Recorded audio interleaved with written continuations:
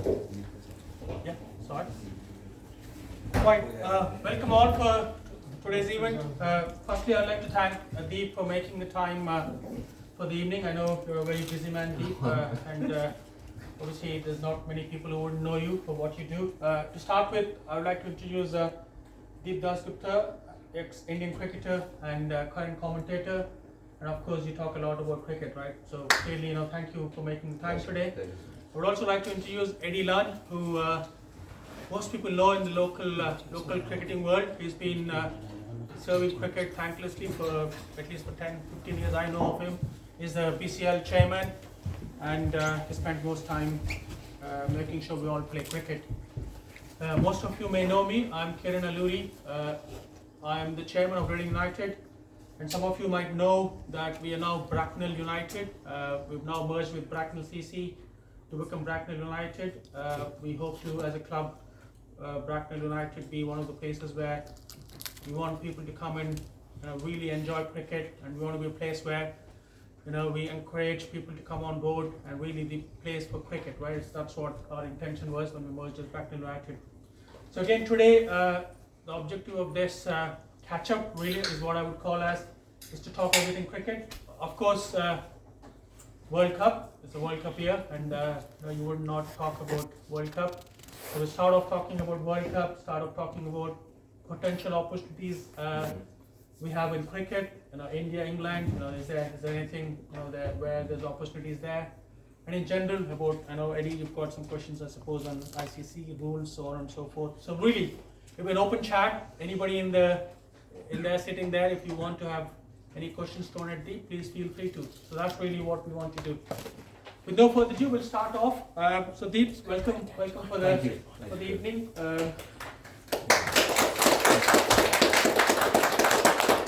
But I'd like to start off by asking you a question related to World Cup, right? Just past.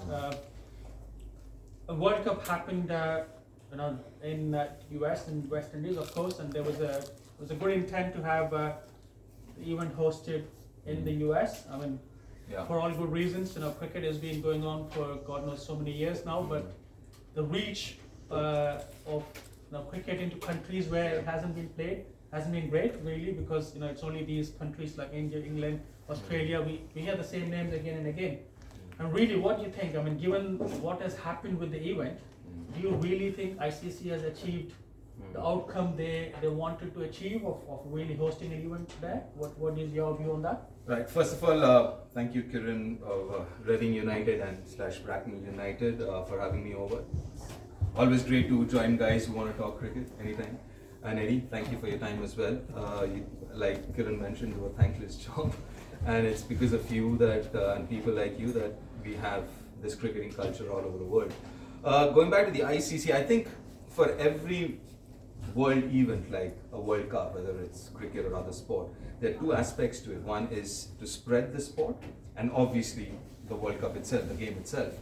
So I think ICC that way has done a fabulous job of taking cricket to the US. Because if you look at that US as a market, because obviously you've got to think about the commercial side of the game as well. Apart from football, I think every other sport has to think about commercials. Football runs itself.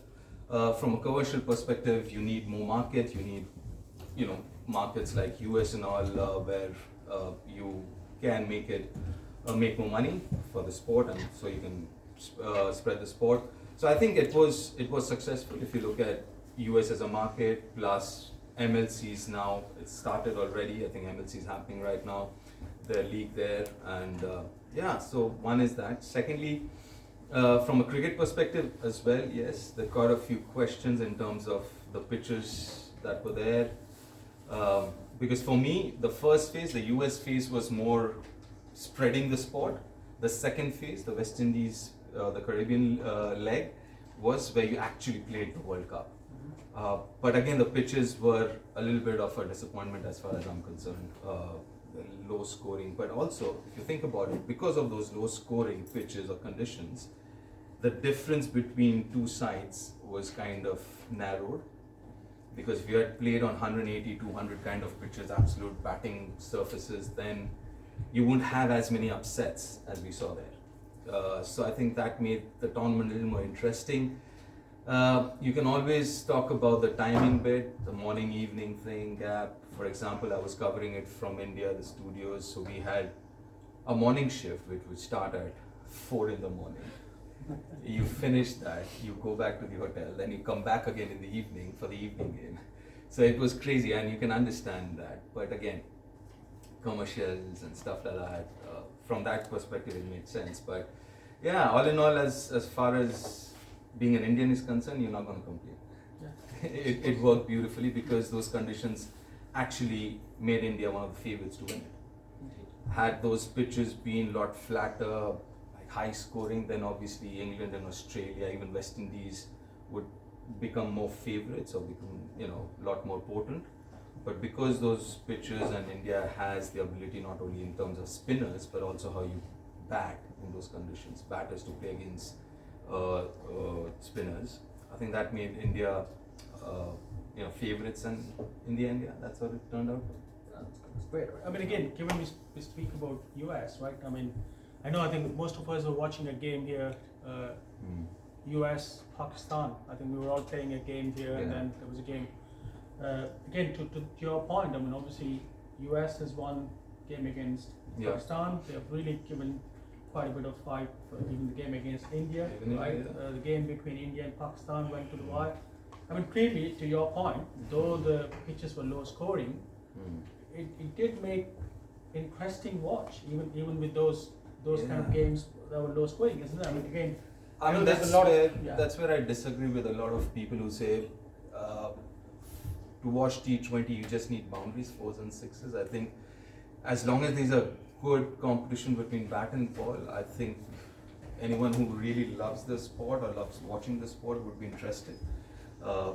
At times, I mean, for example, IPL was a great example. You were scoring 200 plus for fun.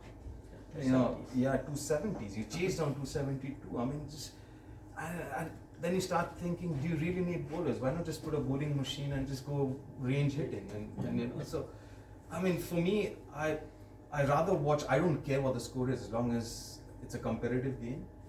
And what also happens is, and that's where I think England struggle, and England will struggle, because slowly you're just playing on flat pitches and you're producing players who are very one-dimensional in terms of power. The moment the ball starts moving a bit, you suddenly see those, and that's where I think some of the other teams, especially India, because you have those softer skills where you can manipulate the field and you are more into boundary hitting than 6 hitting, you have that kind of an advantage. And I mean, so for me, I guess you need that skill set as well. So I'd rather have a 160, 170 pitch where there is something for the bowler, and you also expect the batters to have those softer skills to kind of navigate through, rather than just watch the ball hit the ball, irrespective it's a good ball, bad ball, you're just hitting them irrespective. So yeah. Well, I mean, that said, I mean, clearly in that context you can't not speak about India, Pakistan, right? 120. I mean, what was going through your mind, sitting there in the commentary box, and that was probably really light up the tournament, right? It did. I mean, to be fair, with Pakistan, I really like that team, and I mean they've got good players as well. But I guess the challenge with Pakistan is, if you've noticed, Pakistan's record across over the years, when even Imran was captain, they've always been slow starters. Even the '92 World Cup that they won, they actually were getting out of the tournament. They had to win every game, and that's what they did. They started winning every game, and they won the finals as well.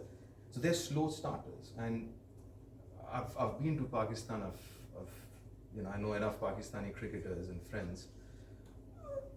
They start off, they're not very confident of themselves at times. And then when they start winning, they start building on that confidence. But then when they start losing, they go downhill. So that's where I think the difference between the Asian teams and the non-Asian teams, apart from India to a certain extent, is in sport, and like any other field, you can't be emotionally be on a roller coaster. You can't be on a high when you're winning and a low when you're losing. You have to find that right balance. And at times you look at Bangladesh for the last 10 years, the last generation, now got Tamims and Shakib and all of these guys, extremely talented, but emotionally always on a roller coaster. You know, good, bad, and they're just moving up and down. So does the whole nation, the media. Same with Pakistan. I mean, when they're playing well, Babar is the best player in the world. He's as good as Don Bradman. When they're losing, oh, why is Babar even there in the team? You know, so that's been an issue. Sri Lanka. I mean, what a great side. I mean, the system is all gone berserk now, pear-shaped. But I mean, India would be the only Asian country which has some kind of a balance. You know, maybe because I know we keep playing so many. For example, if we had not won this World Cup, we would have more main Indian 11 guys playing in Zimbabwe than winning a Zimbabwe series and everything's forgotten. Yeah. Then you play Sri Lanka, you win Sri Lanka, I say, oh, everyone's forgotten the World Cup. So I guess that's the advantage to a certain extent, that we play so much of cricket that you tend to forget what happened a month ago or 15 days ago, because India can send four Indian teams to play 4 parts of the world today, no? Yeah, you can, I mean, but I think at times that's also kind of over-exaggerated a bit, because we look at IPL. I think Pakistan's got a root shock because they thought PSL, they've got one of the best leagues in the world, and based on PSL they picked their side, and look at them now. Same with India. If you had picked your side predominantly on IPL performances, I don't think you would have won or come anywhere near winning. Yes, while all these tournaments, say the Big Bash or the IPL, the PSL, Vitality, Blast, 100, they're important. But then as a selector, you've got to be a little careful that you can't just pick teams based on one tournament, so to say. So that's what. You mentioned earlier about the pitches in the tournament, particularly in the States. Not many people watching this or here tonight will recognise that the pitches were imported from Australia, because the American grass is very coarse, so they imported the pitches. Do you think that made a difference? Yes, that made a huge difference, because drop-in pitches generally are very good, as most of the pitches in New Zealand and Australia are nowadays. They are drop-in pitches.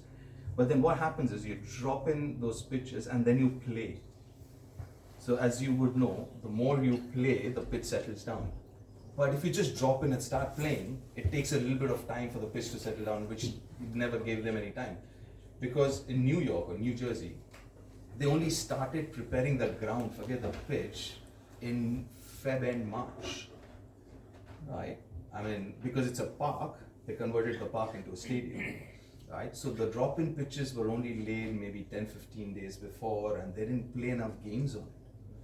So that's something they would want to kind of revisit and see, because if they really want to spread the game and take it to different parts of the world, because cricket is it's a very weird sport, so to say. I mean, for example, it's the only outdoor sport, I believe, where you need perfect conditions.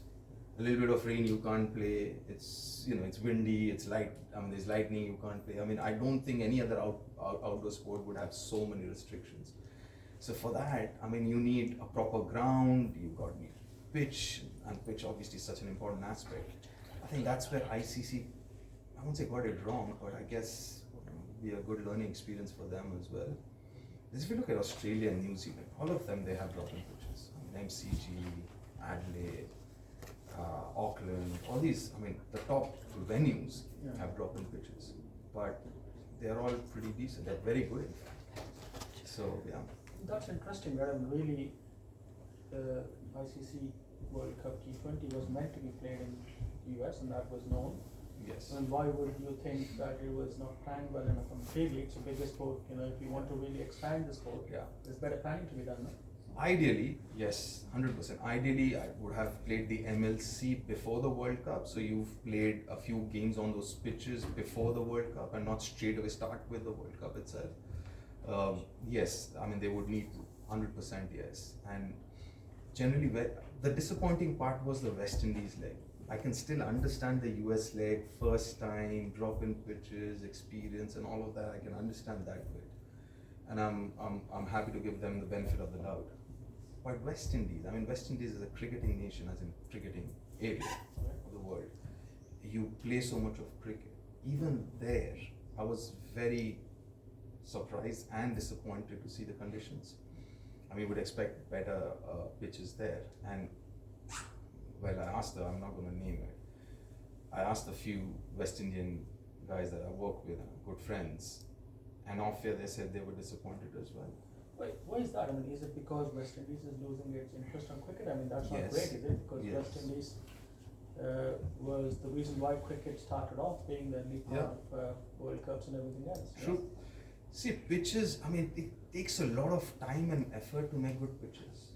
I mean, good pitches, I mean, you just didn't just rock up and, you start the roller, you roll it for half a day and you put some water and that's not how it happens. It's a proper science. I mean, it needs a lot of experience, a lot of hard work behind, getting a good pitch ready for the game. But unfortunately, maybe you're right. Maybe they don't have those kind of people or people who are ready to invest their time and energy into pitches and stuff. And that's where again the commercial bit comes in. So what is ICC doing? I mean, clearly you don't want to lose a country, whereas you're trying to bring new countries in. So West Indies is a country you don't want to lose for cricket, no? Yeah. So the ICC, the tough bit is, and I had a chat with them as well regarding this in terms of spreading the game. So the difference between, let's say, football is a good example. So when FIFA takes football to a new country, they get money straight away. But with cricket, you need to invest first, and I'm not too sure whether ICC has that kind of money to invest. So you depend on these home countries to raise the money for them. So they do have grants, and they do give grants and stuff like that. And that's where, again, I think the other, elephant in the room right now, and a lot of people must have these questions, especially people who are not Indian. India they knew about the semi-final. They only played evening games, or rather morning games, evening back in India. And maybe that might sound unfair, maybe that even is, but if you think about it, 70+% of the money comes from India. So from that perspective, if I'm the rights holder in India and I'm paying 70% of the revenue, I would want to kind of get that money back as well. For that, and I've had this debate on air as well with someone else, and they were talking about why this should happen. And I said, listen, no, I mean, a lot of people complain, but even a sport like football had a World Cup in Qatar in the month of November for commercial reasons. And a sport like football, which really doesn't need the money, right? So you can't, I mean, you've got to, I mean, and it is important for the sport. For example, this World Cup, I'm so glad that ICC had 20 teams. You had Papua New Guinea playing, right? You have obviously US, Canada, and all these guys. I mean, there's so many. I mean, look at Afghanistan for that matter. Yeah, indeed, I was going to come to that. I mean, Just absolutely huge statement. And I mean, it's only because of these commercial factors that ICC can invest in these countries. And so while it might look a little, uneven or whatever, or unfair, but then that's required for the game. So I think we also got to think on those lines from commercial aspect as well, because it's not going to happen otherwise. If you want to spread the game, it's not going to happen otherwise. Good point. Tell us about some of your memories, your best games and best places to visit. Best places to visit. Actually, I haven't come across a single cricket playing nation where I didn't enjoy it. For me, I think standout would be, it's difficult to say actually. I loved every place. But one of the places that I toured, I loved it, but not as a cricketer, was the Caribbean. Because it's a beautiful part of the world, beaches and food and just name it. But then but you didn't want to play the game. I mean, you don't want to go play, right? You want to stay up at night and whatever, and so yeah. I mean, we kind of struggle, and also I mean, post the 2007, because I toured as a player 2002-3, and the infrastructure was very different. It was like open grounds like this. You didn't have a place to practice. So if you're not playing, a game, you don't have a place to practice because obviously you won't allow. I mean, they won't allow us to practice on the main square. Yeah. So you didn't practice then. So it was really tough. Obviously, infrastructure changed massively post the 2007 World Cup, which happened in the Caribbean. But back then it was kind of a nightmare as a sports person. And everything's so laid back. It's brilliant. Obviously, I'm sure a lot of you guys have visited. It's great for vacation. Room service takes an hour and a half. They have their own sweet time. So yeah, survived on KFC and Nando's.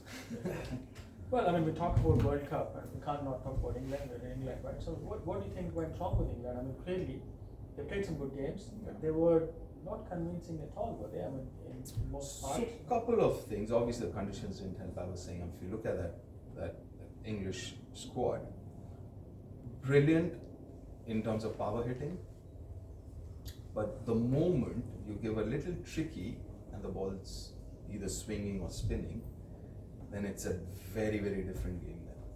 So had these pitches been the usual 180, 200, England would have been right up there. So I think one was the condition that did not help the English players at all. Secondly, I'm not too sure whether Joss Butler, as great a player he is, and I think one of the greatest that England's produced and of this generation, white ball player, I'm not too sure whether Mott and Joss are the right combination in terms of leadership. I mean, for example, Owen was absolutely brilliant. Trevor Billis and him were like a really, really solid team. But I'm not too sure about this because when you look at that side, and England started off with an extra batter, Will Jacks. Yeah. Right? Start the tournament with an extra batter. Then they went in with an extra bowler. Mark Wood came in. So till the last game, when Chris Jordan came in and got that hat-trick, it seemed like they did not know what the best 11 was.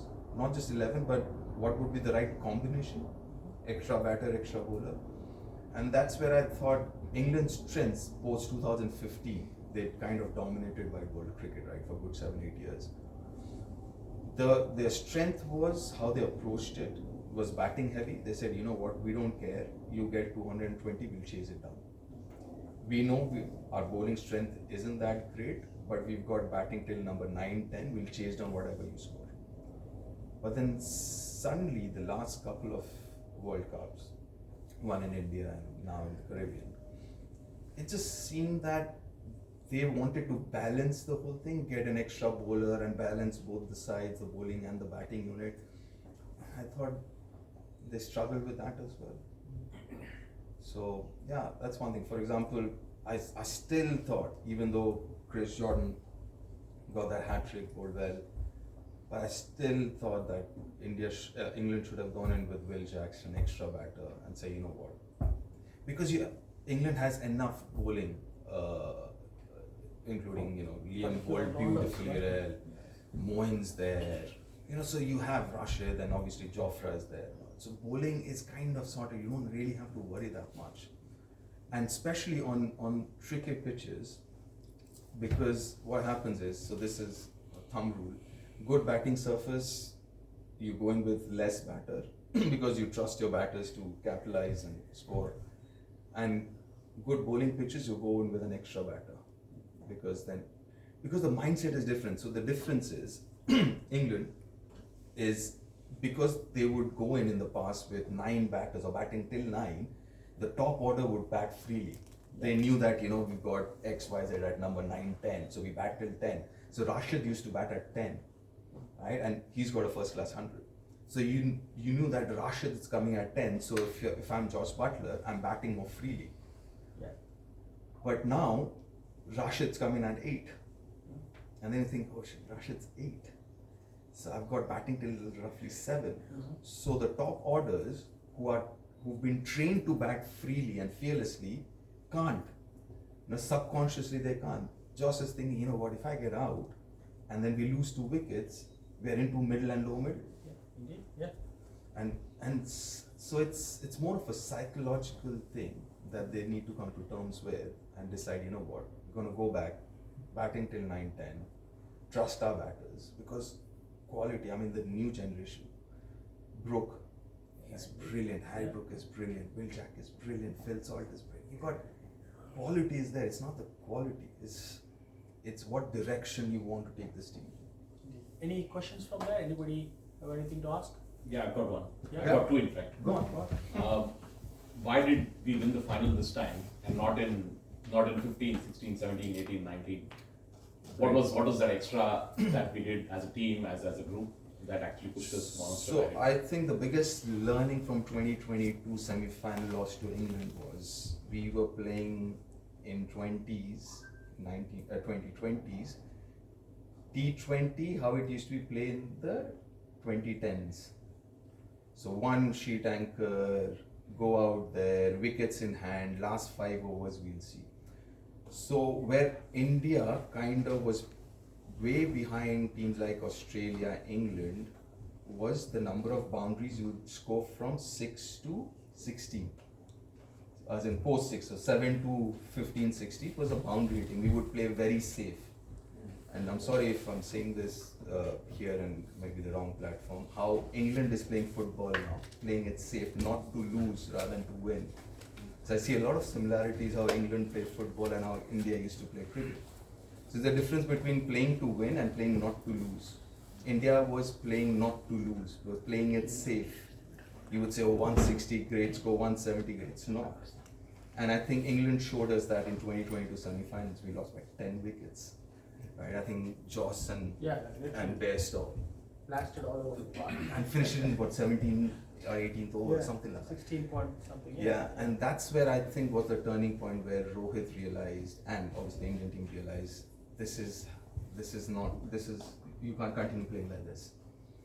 So I think the change started with Rohit himself, and now what has happened is, and again, we are so obsessed with numbers.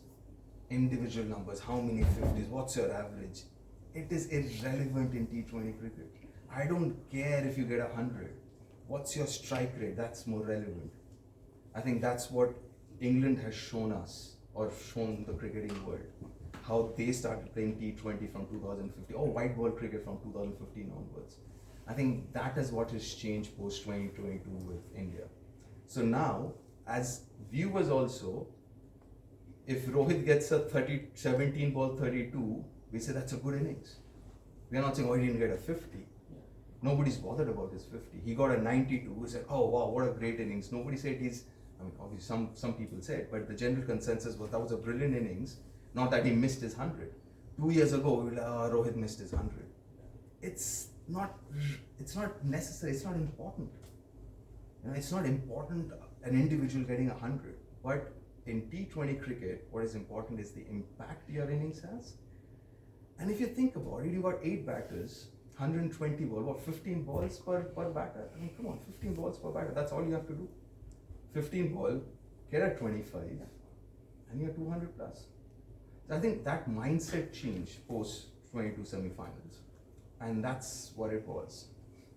And that's where I think India and, Rohit, that's, I think, one of the biggest legacies that Rohit will leave behind, and to a certain extent Rahul as well, is the change in that mindset. Not only the players, even for viewers also, generally was so obsessed with hundreds, 50s, these individual milestones. Now we are not saying that anymore. In general we are saying, even a 32, 15 ball 30 is brilliant innings.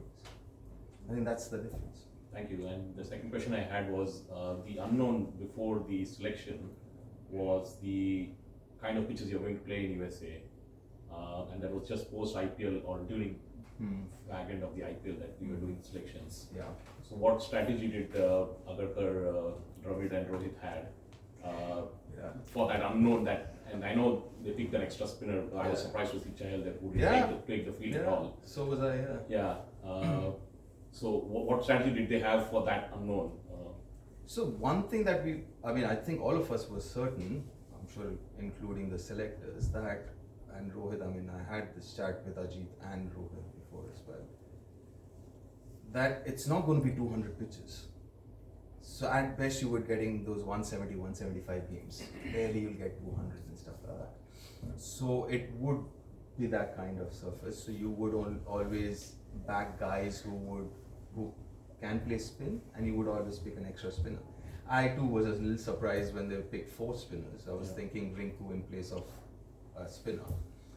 But well, I think it worked out beautifully. I mean, I still would have picked Rinku then in place of Shivam. If you're not bowling Shivam, there's no point then. Yeah. Because I always thought I had picked Shivam in my playing 11 thinking that he would be your 6th bowling option. So you start with Kuldeep and everyone else, and you have Shivam as a 6th bowling option. So what has also helped is Hardik bowling as well as he did in the first half. So you can actually pick him as a bowler and say, 4 overs at worst, 3 overs. And also did not help was Jadeja not bowling well. Yeah. So they kind of neutralized each other.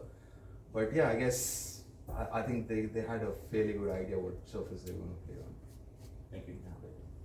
I know you did talk about Rohit 91, right? I mean, obviously you can't not talk about Australia. So, I mean, again, Australia, for God knows how many years, they would never not end up in a semi-final of the World Cup. But what do you think went wrong with them? And again, is it the pitches? Is that selection? Is that the team? I thought the pitches were, I mean, they again, like India had, see also what happens is, when I say softer skills, if you play all 3 formats, you have those softer skills, because when you play red ball cricket, you've got to have those. So if you look at that side, almost all of them play red ball cricket as well. So I thought Australia had the team to do it, but I guess, yeah, they were just, I mean, on those pitches, Afghanistan, it's difficult. Thank God India didn't play Afghanistan on a turner. Had India played Afghanistan on a turner, let's say in Antigua rather than Barbados, could have been India. Well, what do you reckon? I mean, obviously, nobody can forget 2023 50 World Cup. Australia, India winning every game. Do you reckon we've given one back?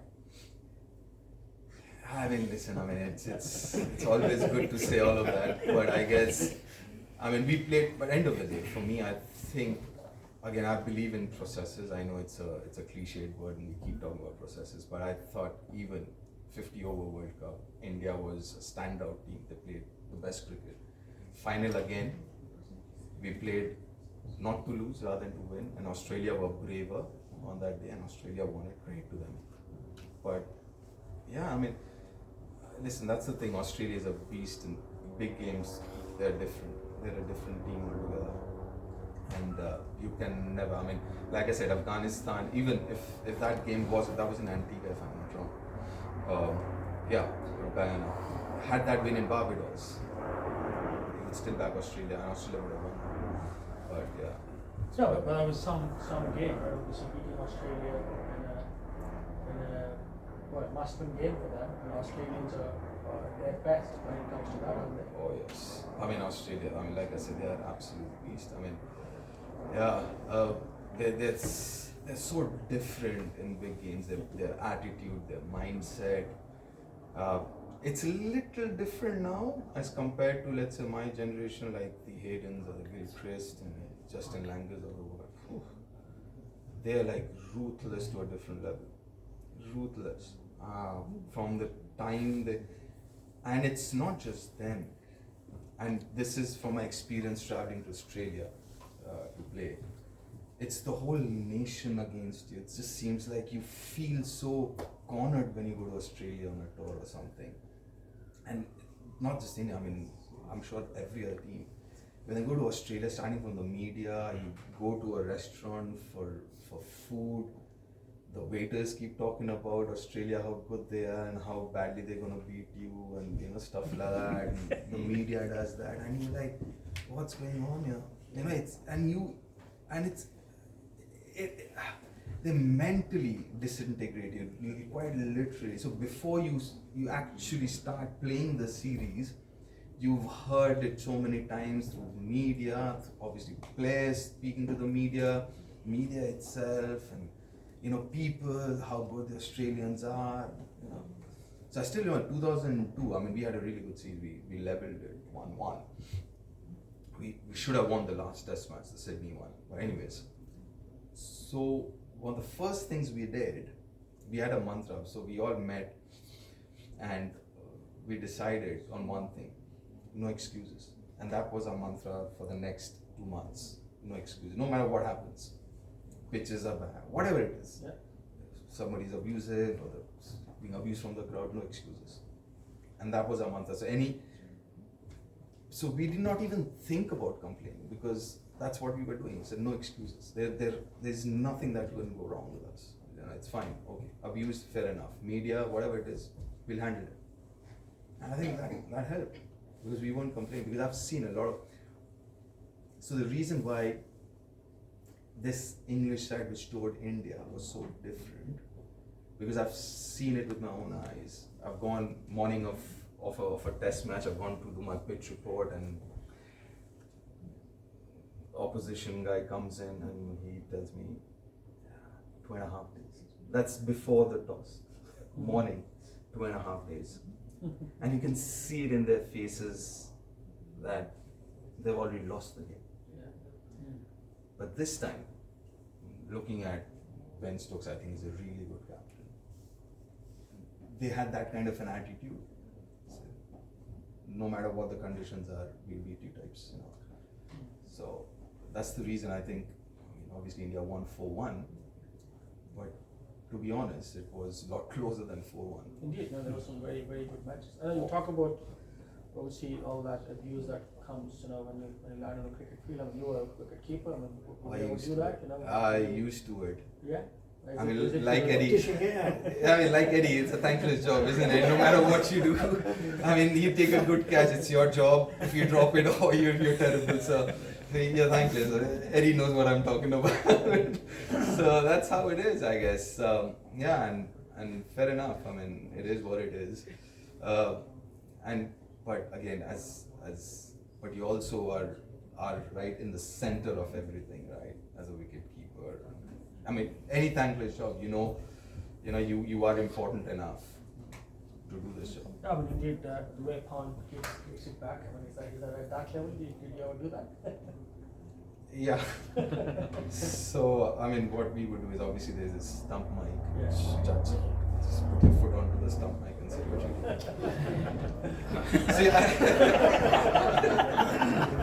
So, I'll tell you a story. This is Gilly, right? Yeah. So the stump mic was very loud. So day one of our test match, and so Gilly said whatever he said or whatever, went on air. The comms had to apologize a few times on air for the language, and so obviously after that day ended, so Gilly was told about it, and he said, and they officially from the team went to the broadcaster saying, can you turn down the volume of the stump mic? They said no. I said, listen, that's more interesting. People listen to that, blah, blah, blah. It's okay, fair enough. Yeah. This is what Gilly does. He goes next to the stump mic and starts promoting all the brands he's endorsing. So they had to tone it down. I was laughing because I remember that, in fact, I think you gave an interview, I've heard you talking somewhere, and this was what you were talking about. That's interesting. They had to turn it off anyway. Yeah. So I mean, that was so brilliant. That was good thinking. So he started, talking about all his brands and everything else. So they turned it down then. Kiran, right? Question? Yeah. Go on. Yeah. My question again on sledging. Yeah. I think one of the most fun elements of international cricket. So one thing, do you think it's been torn down quite a lot because of the stump mic, etc., and some of the ruling coming in?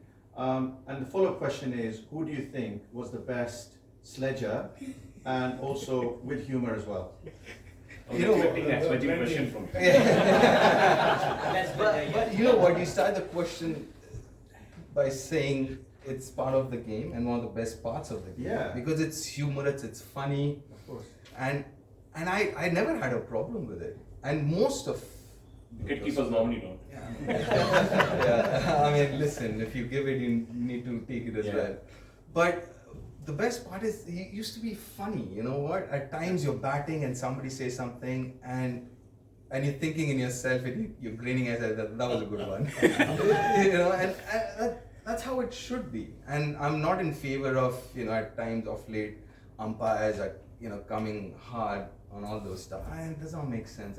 Listen, if you're on the field for 7 hours, you got to have fun. Especially in test match cricket, there are boring sessions, not much is happening. You have a bit of fun.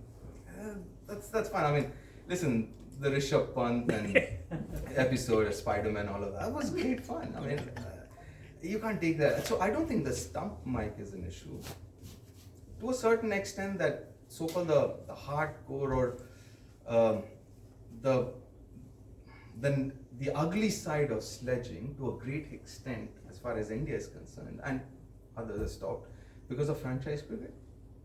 Because listen, he's my teammate in 2 other tournaments. Now I'm playing against him. So earlier on, we would barely know each other, right? So we never knew those guys personally. So it would be a lot more easier talking about it. But now I know him. He's my teammate. I spend time with him. I go, for food with him. So I know that guy. So that ugliness is gone. But also the whole sledging thing is kind of it's not. And yeah, some of the banter. South Africans were brilliant. The best thing I remember Kiran more is Javed Miandar. That is more than sledging. Javed Miandar, you got to have listen to stories because he's one of those rare guys who would sledge while he was batting. SMG. I spend a lot of time with Mr. Gavaskar, and he has some great stories about him sledging the bowlers. So it's. Unfortunately, it's not as much anymore. But yeah, I've always enjoyed it. I've heard a few good ones in my time where, Australians can get a little personal, but South African, English, West Indians, they don't bother. They don't bother. The only guy was actually Brian. He would never sledge him. You dare not sledge him. Don't talk to him, right? Don't talk to him. Don't. Because the moment you talk to him, he's going to give it back to So this was our first test match, Guyana. Team meeting, we're talking about general team meeting, we talk about Brian, or the batters and where to bowl and stuff like that. With Brian, first thing, don't talk to him. Yeah. Because, listen, he's one of the greatest ever. There's no point talking about bowling because if he wants to irritate you, no matter where you bowl. The only thing we were told that don't talk to him. So I still remember Anil was bowling. I'm keeping Rahul for slip. So he would play a ball, he would turn around, wanting to talk to me and Rahul, and we would have our backs to him. And I tell you what, I think his highest score in that series was 30 or something, 30-32. He hardly ever did well against me. Yeah, because we would not sledge him. His top knocks were against Australia. That tells you a story. Australia, he single-handedly won a series against Australia. Even now, I spend a fair bit of time with him now. And he's that kind of a guy. You engage him, he's there. You don't engage him, he go off to sleep. Anita, another question. Yeah, I've got a question which is more from a kid's point of view. Mm-hmm. So you've seen so much of cricket across the globe, and you know that it's a balance between mindset, skill, physical activity, and things like that. And now you're involved in the junior side of things in this country. So what do you think is missing, or what needs to be done to kind of bring that balance? Because a lot of kids obviously start a bit early. They come for the games, kicking in quite early. But once they're 13, 14, it dies because they don't get the right support, or maybe the mental strength is not there and stuff. So how do you kind of look at it? It's an interesting one, I guess. See, one thing is there. With kids, like with all of us, it's the regularity. Unfortunately, what happens with a lot of kids in this country, for us, it was a very different thing because 12 months a year, 4 days, 5 days a week, that's what we did. We just played cricket. Where Monday, Tuesday, Wednesday, every day just play cricket. Weekends play a game. So it was a habit. If you go back to India, that's what it is. It's a habit. You practice every day. But good bit is obviously you play other sports here as well, so you develop, other skills. But then if you're only playing for 4 months a year, and then again for the other 8 months you're not, if you're interested, you'll come back next year. If you're not, you won't come back next year. So that's a huge break, right? For 6 months, 7 months, you're not playing a sport or playing once a week or once a month, twice a month. You're not, then you dip in and you dip out. And there's always a chance that once you've dipped out, you're not dipping back in again. So that's where I think, you've got to get them involved for longer. Then obviously you're having this chat about 16-year-olds. I think it's very unfair for a 16-year-old to kind of have to decide between academics and sport. I think that's so unfair. I guess Luca's got to take that call or whatever. I mean, it's so that's where I think maybe sports in university and stuff like that. That's how it is. You have options to continue with sport.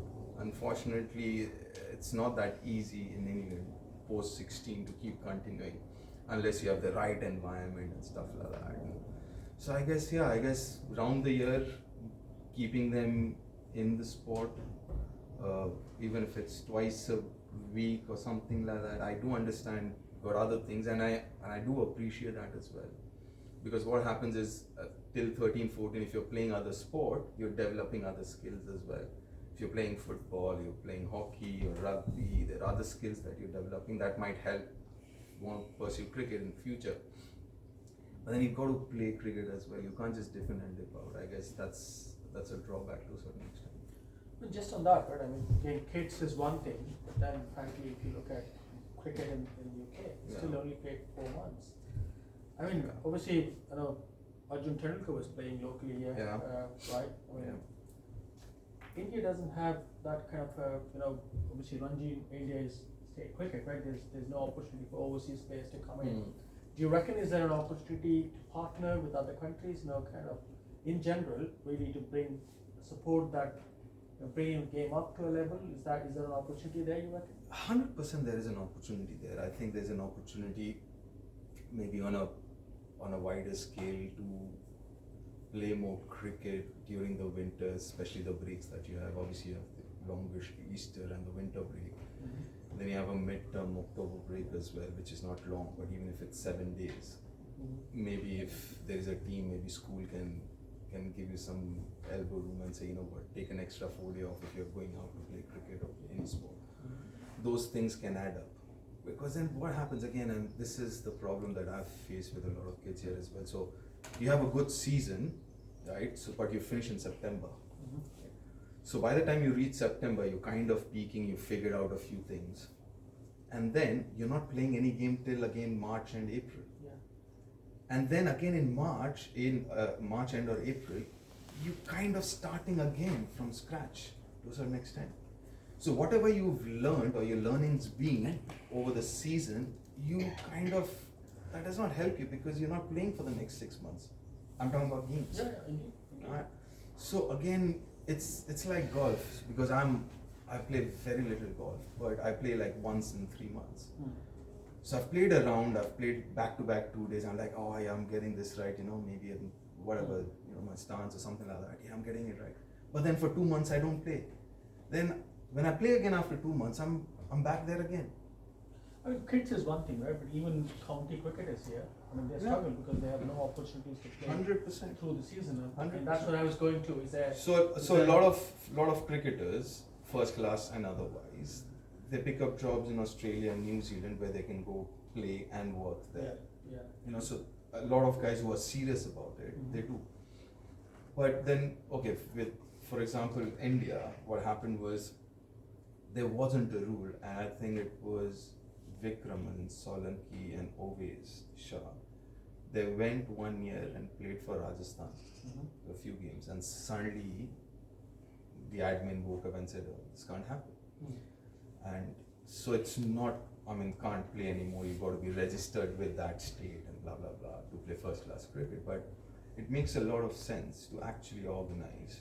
In fact, in Super Kings, is the plan, a global hub where right through the year, wherever there is cricket or cricket season, you have teams from the other parts to go and play cricket. And that would be a great one. Clearly stuff I've always been thinking. when we have cricketers from the rest of the world coming to play here, why not India? I mean, India is the hub for cricket. Yeah. There's opportunity for India as well. Yeah. Obviously, the opportunity is the more the game is played, Yeah. the more revenue for India. Right? 100%. I mean, it's not as if they're doing a favor. true. No, absolutely not. Absolutely not. It helps the economy. I mean, it helps the sport, and obviously, with the sport growing, it helps the economy, the cricket economy, and anyone who's part of it. I mean, like I keep saying, this is the best time to be part of the sport, because look at franchise cricket. And I mean, if you and this Simon Dool and I mean, so we have in commentary box we have called the cricket calendar, and we have the Simon Dool calendar because Dooley does bloody everything right through the years. So we were sitting and we were talking about, if you're not doing international cricket, if you're not playing international cricket, let's start with Vitality Blast and 100 in England. Straight after that, you have the Major League in the US. Then you have the CPL in West Indies. And then you have the T20. You have the Emirates League. You have the Bangladesh Premier League. Then you have the Big Bash. Then you have the Sri Lankan Premier League. Then you have the IPL and PSL, sorry. In October before that, you have October, November-ish, you have the PSL. So you have so much of franchise cricket now. It's unbelievable. And that does not only mean cricketers. We talk about commentators, coaches, physios, just name it, umpires. Yeah. I mean, the whole, it's not a sport anymore. It's Empires just, is a big thing for yeah, us. it's just huge. Yeah. Huge. I mean, if you think about it, and I honestly think, and going back to your point, and looking at, cricket teams like Papua New Guinea, US, I mean the associate nations, if the top 4 or 5 countries, they start having at least one associate nation player in the squad, you don't have to play him if you don't want to, but if you make it mandatory for every Vitality or 100 or IPL, Big Bash, these guys to have at least one associate nation player in that squad, it's just helping those guys out, because that guy will go back to his country, and it's about the mindset, it's about how you approach to be a professional sports person, what you need to do and things like that, and you can't expect them to learn on their own. And for example, Ireland and Afghanistan, 2 new test playing nations, it does not help just getting that, the tag, when they only play maybe 1 test match a whole year, or 2 test matches, and it does not help all that. You've mentioned several times skills, soft skills, techniques, tactics, strategy, all that type of stuff. Yeah. Would you say that are you more aware of the laws of cricket as a commentator than you were as a player? You're right. It's so archaic, the laws. It's unbelievable. Some of those laws don't make sense. And you don't, for example, did you know that, 2019, that boundary rule?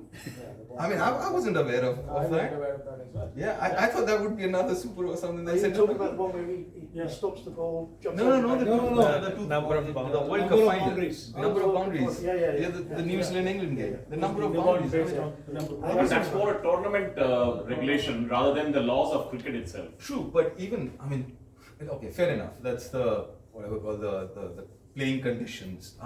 But then, same with rules, there's so many rules that, I don't know, for example, some of the rules, the DRS, right? Never understood. Okay, the Duckworth Lewis, now it's the DLS, Yeah. Stern. You don't. DRS as well, right? I'm a big fan of DRS, but they've made it so complicated. Okay, the hitting zone is the middle of leg to the middle of off and middle of the bails. Why can't they just make the hitting zone the whole stump? The outside edges of the bails and the stumps. Umpire's call doesn't make sense. Umpires, okay, that's an interesting one. That's a big thing. I'm happy with umpire's call. And I'll tell you why. Because I'm very old school in this. I think the moment you take away the umpire's call, you've given it to to technology. Yeah. then why do you have umpires? You just put cameras and That's a fair point. Yeah. right? Yeah. I mean, so the whole idea of getting technology was to assist the umpires and not take over the umpire's job, right? So and with umpires call, I mean, it's 50-50. I mean, listen, we played in era when there wasn't any of these, but end of your career, you realize, you know what, I got bad ones, I've got good ones, and they kind of even itself out, so it's all right. We play village cricket here, exactly the same thing, right? We get out because that's around the fact. You're out. Well, Suresh decides it's out and there you go. No? I mean, because I'd rather have VAR than DRS, where it's between the umpires, because like I said, I'm old school. The moment you ask for a review, you're actually challenging the umpire's authority on the field, right? I'd rather have the umpire going to the third umpire saying, you know what, can you just have a look? Or the third umpire saying, you know what, That was wrong. yeah, that was wrong, you might want to change it. I Right, mean, no. yeah, 5 of them. You got 2 on field, third umpire, 4th official, match referee. You got 5 guys All the there. I mean, technology. amongst 5 guys, they sort it out. All the technology as well, right? Yeah, Exactly. sort it out yourself. I mean, Right, no, again, that was some great chats there. I mean, obviously, we don't want to end the evening without talking about India and the final at South Africa. I mean, really, I mean, most of us were playing cricket that day, and I was playing cricket as well. And, I mean, 30 balls, 30 runs, last 5 overs. Come on, I mean, that was not India's game, was it? I mean, It wasn't. What went through there? When you were there, you were obviously So I was 30-30. I was on air at that point in time, and I was like, and I did say this, and I was doing Hindi comms. I was on Hindi comms then, and I said, India needs a wicket. I mean, it's South Africa's game to lose from here on, because it's not just 30-30. It's 30-30 with 6 wickets in hand. There you go. Yeah. 6 wickets in hand, and almost everyone can bat. I mean, Rabada at 9 can bat. Yeah, Keshav Maharaj at number 8 or whatever, 8, 9. 8-9, yeah. They can all bat, right? Yeah. Nokia can bat. So as I get South Africa, but you never know, 1 wicket. South Africa and ICC, you never know. They have this love-hate relationship. So, and it so happened, I mean, Hardik gets that wicket, brilliant over from Bumrah, and just those, I think, over number 16, 17, 18. It's 3 good overs and just game done. I suppose it's not necessarily the wicket, right? It's Bumrah. Oh, Bumrah doesn't need a pitch, man. I mean, he's a generational talent. I mean, like, I still remember days when we would switch off TV. Actually, Tendulkar is out. Yeah. Like 120. Yeah. We didn't have the bowling ever Yeah. to defend those games, but with Bumrah, Yeah. you're still sitting there for his 17th and 19th over. You Yeah. still have a chance. I mean, that's 100%. that's a generational change in what Huge. Bumrah has brought in. Yeah. Huge. And you know, a lot of people talk about Bumrah saying, oh, he's got a very unique action. But listen, with all this technology around and all the team meetings and everything else, he's been around for a while, so it shouldn't be unique anymore. Yeah. Right? You've kind of deciphered, you've seen him, you've played him. So it is not his, I mean, I get kind of irritated when still people talk about, oh, because of his action. It's not because of his action. When that novelty factor is gone, people have played him. He started, his debut in Test match was 2018, white ball was 2016-17, so he's been around for 8 years now in international cricket, right? In IPL, a couple of years more. So he's been around for a decade now. But he still has it because of his cricketing IQ. The way he studies, he understands batters, conditions. First over of Bumrah, you see him bowl, and you know exactly what line to bowl on that pitch, what length to bowl, what pace to bowl. You see his first over and you know exactly what you need to do. Is that him knowing, or is this all the support Him. he gets? Is it It's just him? Yeah. I mean, obviously you have Paras, I know Paras for a while now. Paras or Rahul obviously there. But he's phenomenal. Reading, understanding, opposition. I mean, that's what makes him so special. Yes, he's got that skill, right? And he's got I mean, golfers would know he's got that golfer's wrist.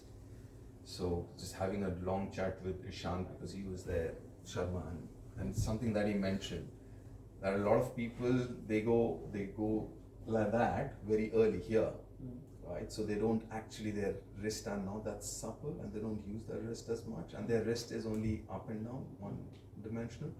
But because he changes his wrist here, it's a lot more supple, and he can actually, for his outswingers, his action does not change. His outswing is from his wrist, like that, which the golfers use for fade and stuff like that. So that's, I mean, it makes him obviously the skill and all, but his cricketing IQ, right, different level. He's unbelievable. I mean, in India we don't admire our bowlers as much. I think one of the greatest, match winner India's ever had is Anil Kumble, but we've never given that kind of credit for that.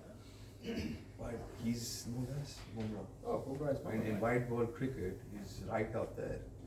I read somewhere that the coaching staff or bowling coach doesn't mess with him and say, No. you do your stuff, we'll teach the other bowlers what to do. Yeah. You do what you want to do. Well, that's exactly the what- best thing I'd say, Arshdeep, just have a look at him. Do what you do. Because this thing happened when he got injured. He was out for almost a year. Yeah. And they said, you know what, you manage yourself. You tell us. So for example, against England, that England series, he did not play one test, right? Because it was decided that he was not going to play.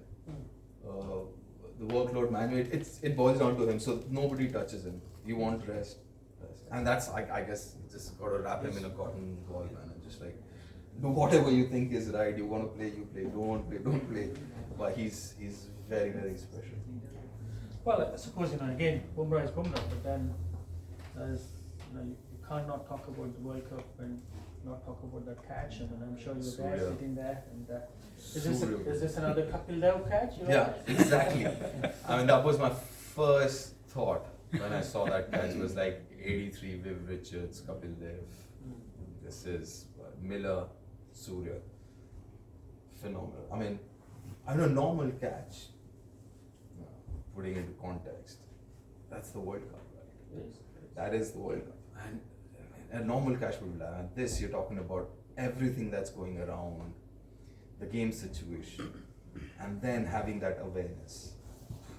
Was phenomenal. And I guess Surya again is one guy we don't again talk enough of him, because we're talking about those middle overs.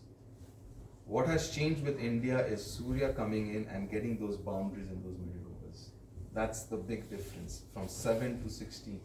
Because if you look at the first 6 overs, on an average, every team would score those 50, 52. So difference would be 2 runs here, 2 runs there. Last 5 overs, same thing, 2 runs, 4 runs.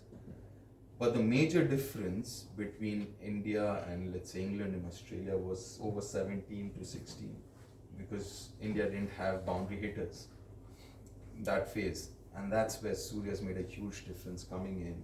But what if we lose 2 early wickets and he's into the new ball in not so friendly conditions? Yeah, but he's still, he's failed. It's not that he hasn't. For example, I was really surprised and pleasantly so, was these pitches aren't made for a usual Surya Kumar batting, which is behind. Yeah, indeed. So you need pace to kind of play behind square. But if you look at his wagon wheel this World Cup, he's played behind, yes, but he scored many runs in front of square as well. And I think, that's where I thought he was so good, realizing that it's not going to work, his usual game. And he played a lot more, and then was Afghanistan, or he got that 48 ball 50, and which is so unlike Surya, 48 ball. The first boundary was a straight drive. Yeah. It's a Dravid inning. Yeah, it was, yeah. It was, yeah, and again, final as well. Yes, Virat got those runs.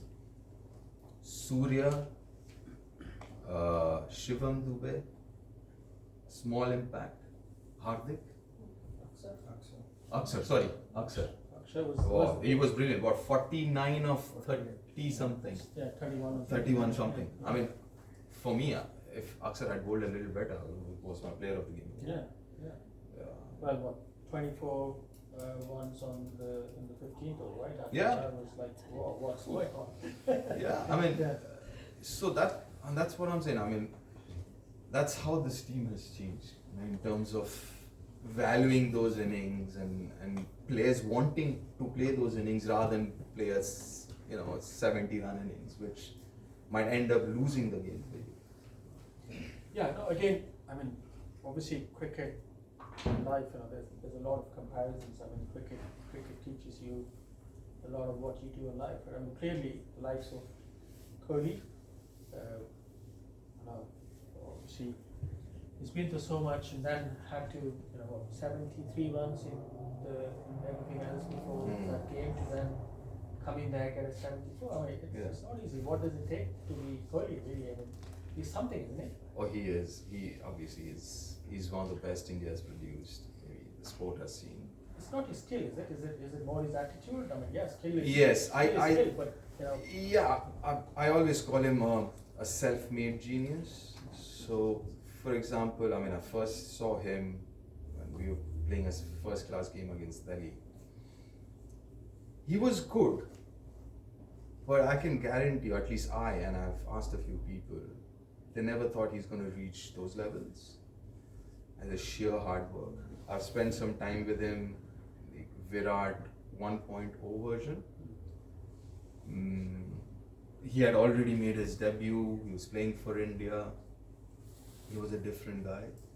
And then he got dropped, and he worked out quite a few things. And then, I think 2013-14 onwards, it was a different Virat. And it was hard work, discipline, that mindset, that is unbelievable. I think that's what makes him an absolute beast. It's his mindset, that mentality. I mean, yes, skill-wise, again, I mean, that's my point, skill, if you're playing that level, you have that skill. And I think, okay, so let's say if I have to compare myself, the difference between me and someone else who's played much more than me, it's not the skill.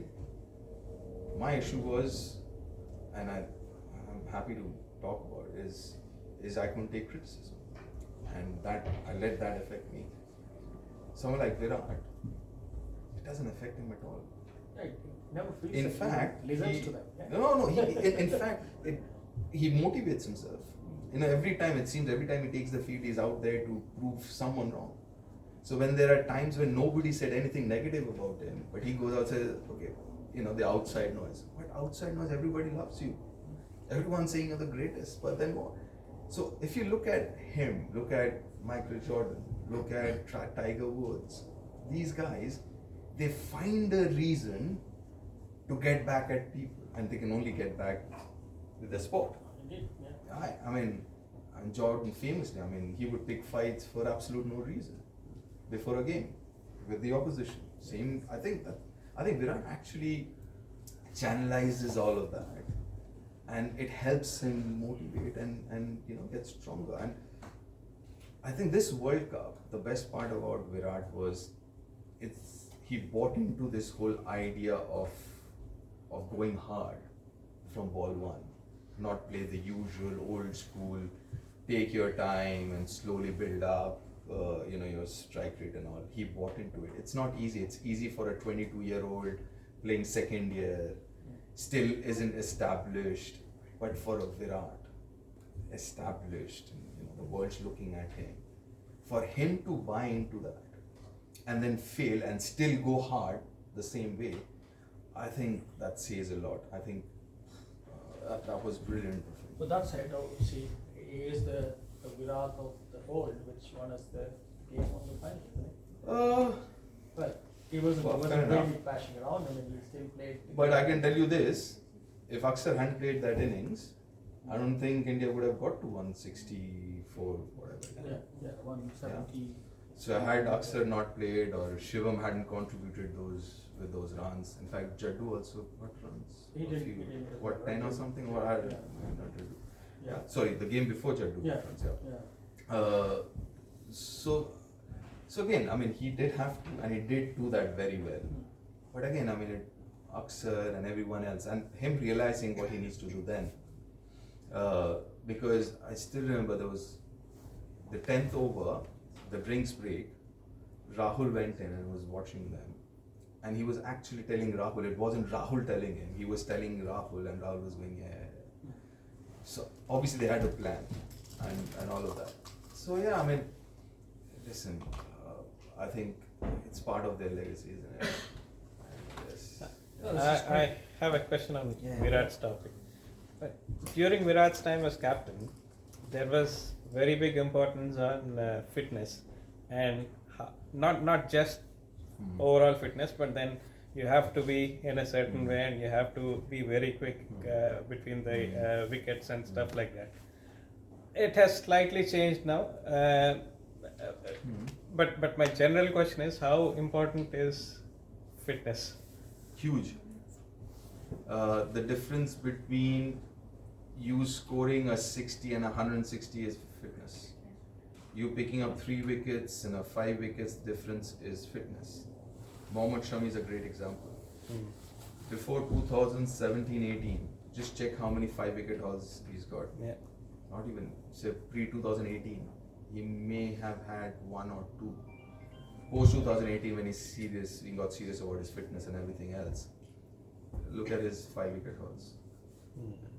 Well, So you say that, but there are still exceptions, right?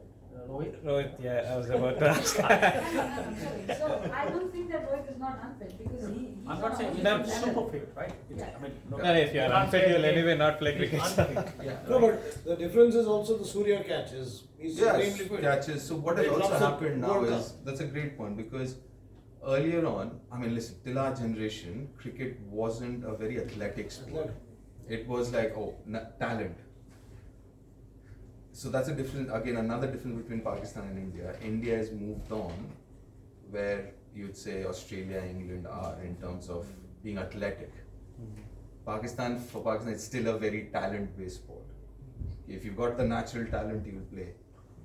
So now, and I know it for a fact, for selectors, if you're not a good fielder, you're not getting picked unless you're a Virat Kohli in terms of with the bat, or a Rohit Sharma with the bat, or a Ravichandran Ashwin with the ball. And for a fact, they'll say, okay, I can hide in a test match 2 fielder, in a Yeah. T20 1 fielder, not more than that. If you're of that kind of ability, like Rohit and all, you can still, but to be fair, even on the field, he's pretty good. The other important thing for me, why fitness is important, is your commitment. It's nothing else. If you're a professional, in this case a sports person, you've got to be committed. You can't be overweight and call yourself a professional sports person. That's what you do for a livelihood.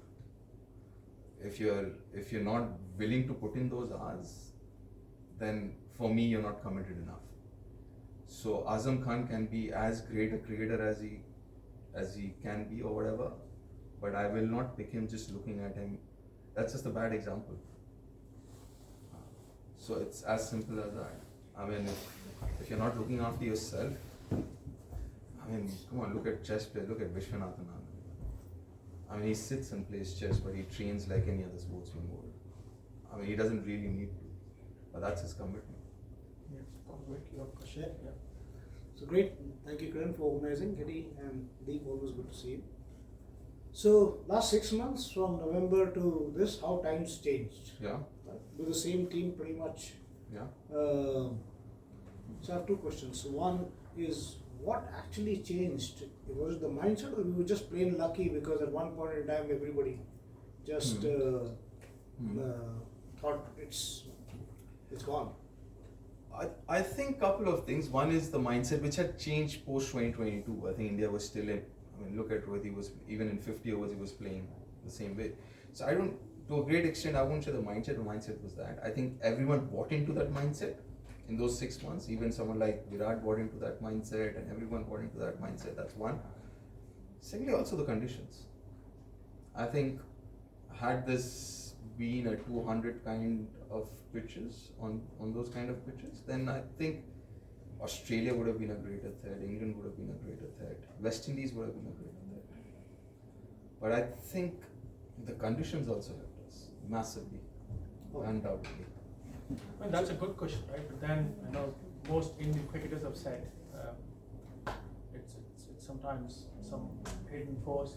That ball with a little bit of more air would have gone over the boundary. Clearly, that's it. Skill is skill. Margins, But then, isn't it? Ifs and buts. Someone also said if Sky had a number 9 shoe size rather than a number 9 shoe size, that would have been a different result. Yeah, you know what? My favorite is Gary Player. He said, I mean, every time people talk about luck, and I don't, the harder you work, the luckier you get. Yeah, exactly. You're there in the right place at the right time because. Yeah, I mean, listen, I've again gone through it myself. It's very easy when the time's not good, you blame everything on luck.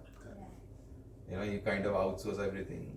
But yeah, fact of the matter is, they've done a lot of things the correct way, and now they've got the reward for it. I think also South Africa, it's like winning is a habit, and so is losing. Yeah. I think they just kind of plucked, Yeah, you know, 100%. defeat out of, from victory, and they've done it so many times. 100%. They just can't cross that line. 100%. Yeah. I mean, how can you explain that 30 ball, 36 wickets in hand? Okay, next over, 26 of 24, 5 wickets in hand. I mean, does not make sense. Especially nowadays where everybody's capable of hitting 4s and 6s, you know, at any time. Like I said, I mean, Yeah. Keshav, Nokia bats at 10, number 11 was Shamsi. He's the only guy who can't bat. So Nokia at number 10, I mean, come on, run a ball. Yeah. But I think give credit to India, you know, they have a winning mentality built in over years. I know they haven't won a lot of sort of big tournaments, they won a lot of big games. Yeah. And I think that sort of, creates that momentum as well.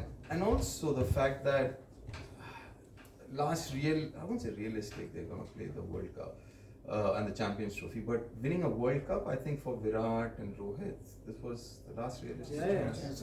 And they play the Champions Trophy next year, but not the World Cup. So I think from a World Cup perspective, last realistic, looking at conditions, everything going your way and stuff like that. So I think they would have felt it themselves. So how are we gearing up for the Champions Trophy? We've not played an ODI since 19th November, I think, and I don't think we have any schedule of playing any ODI. So I think that's true with every team, not just India. Sri Lanka we are playing. New Zealand's coming to India. We are playing a long 8 white ball series against England, and then India is going to South Africa end of the year, December, Jan. I think before Champions Trophy, England's coming over to India. I think 5 ODIs, 3 T20. Yeah, but you never know where you're playing though. I think Australia, the end of the year is Australia, I think. 5 test matches. No, South Africa. Oh, Australia. Sorry, my bad. Probably Sorry, Virat, Australia. Yeah. Virat and Rohit's last Australia tour, probably they would have Oh, yeah, 100%. win that as well.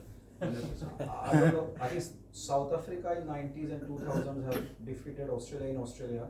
If I remember, 3 times consecutively. No one has done it. I think they will definitely want to. Yeah, I mean, India can, Yeah. provided you have Shami's Shami and back. Bumrah. Yeah, Shami's back then. I don't know if he still Where is hasn't Shami? started bowling. He's in Bangalore on the NCA. academy NCA.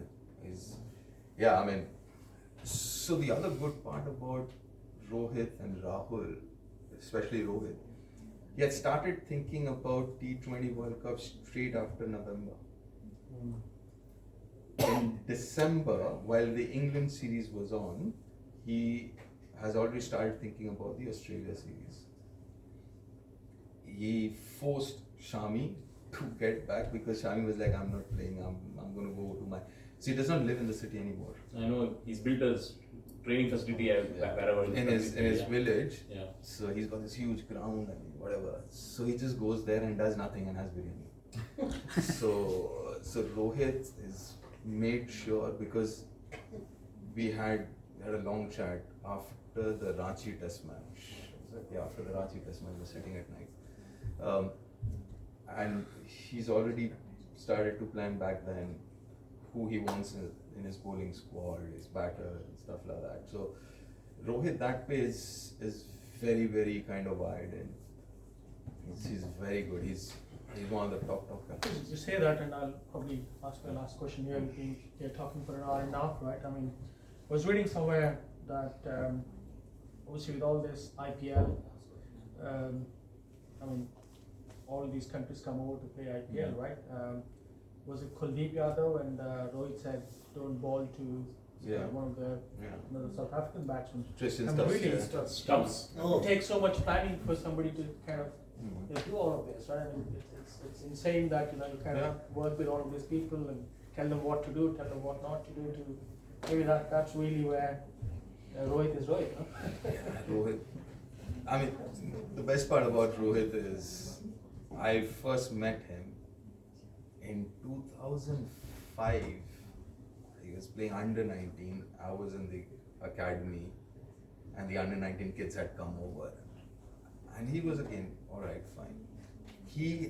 And then I really met him was Ranji Trophy finals. We were playing Mumbai 2006 at Wankhede, and Zach and I, we get along really well. So he said, "This Rohit, meet him.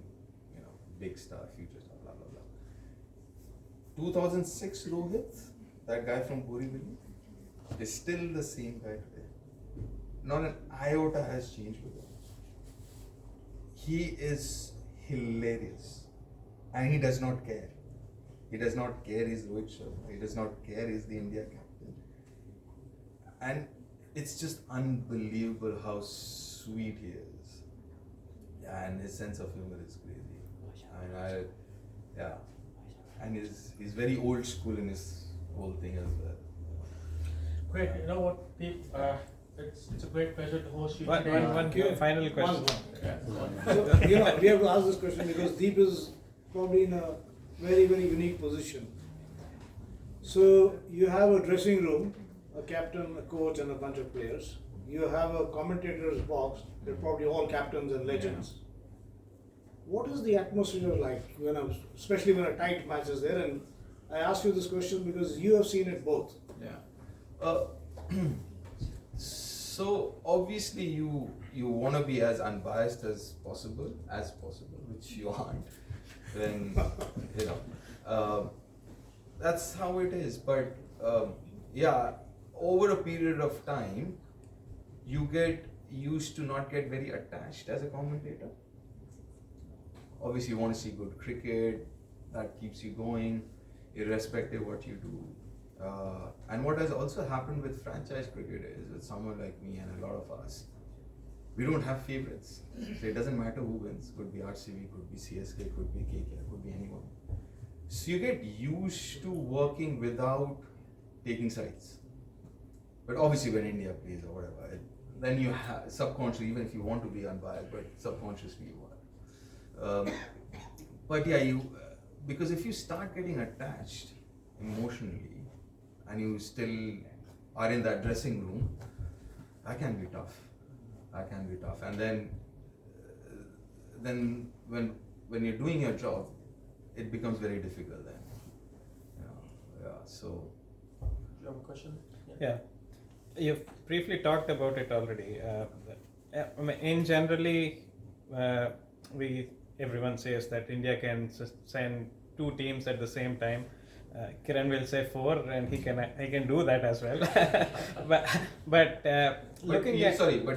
India lost to Zimbabwe. That's where I'm coming. That's exactly where I'm coming. So if you see that team yesterday on the same pitch, they bundled out for a very low score, and today they scored 250 or something, 230 or something like that. So do you think, especially because Virat and Rohit are now going away from T20 at least, do you think the new players are ready to take over in their shoes? 100%. Yashasvi, Shubman, T20, not too sure about Shubman.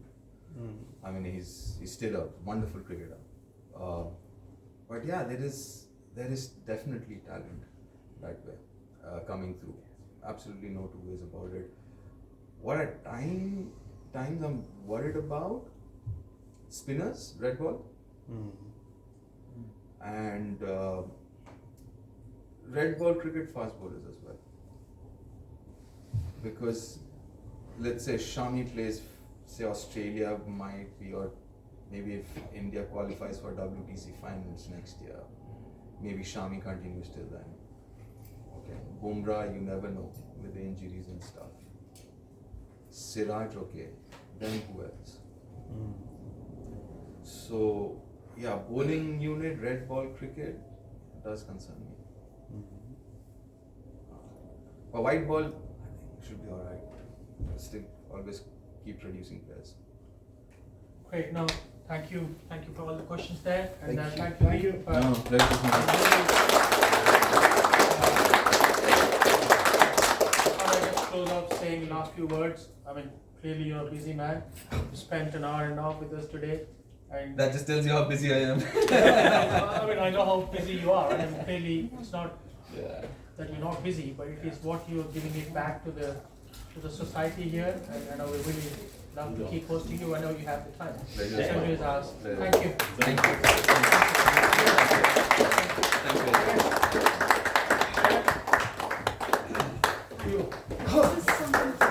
Thank you so much.